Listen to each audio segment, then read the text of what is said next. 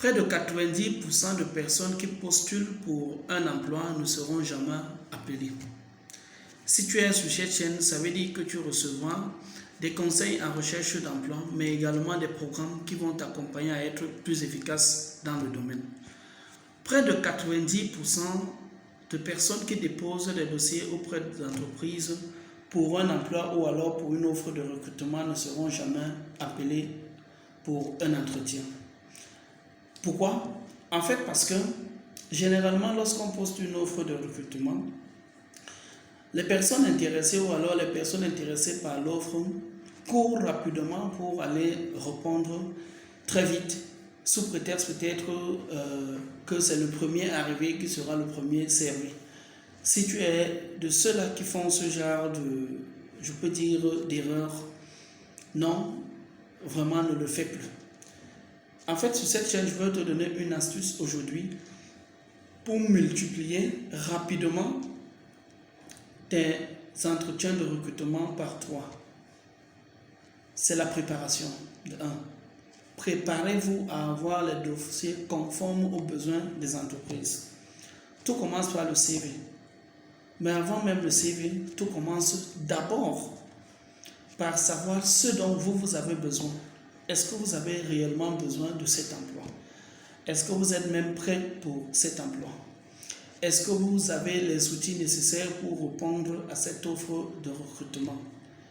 Eh bien, lisez au moins très souvent l'offre de recrutement en profondeur avant de répondre. Customisez votre CV à l'offre de recrutement pour que vous deveniez un sacré client idéal pour l'entreprise.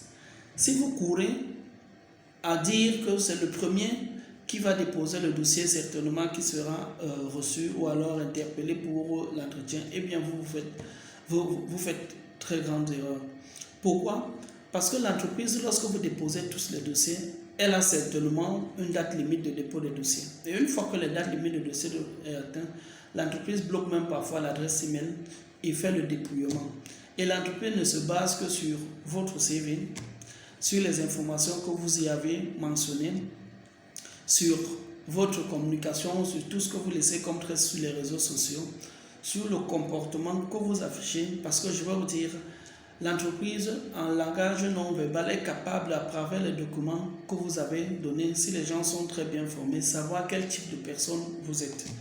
Comme la meilleure façon de gérer une crise, c'est de l'éviter, à travers votre trace sur les réseaux sociaux, alors votre façon de faire sur votre CV, l'entreprise saura si vous êtes sérieux ou pas.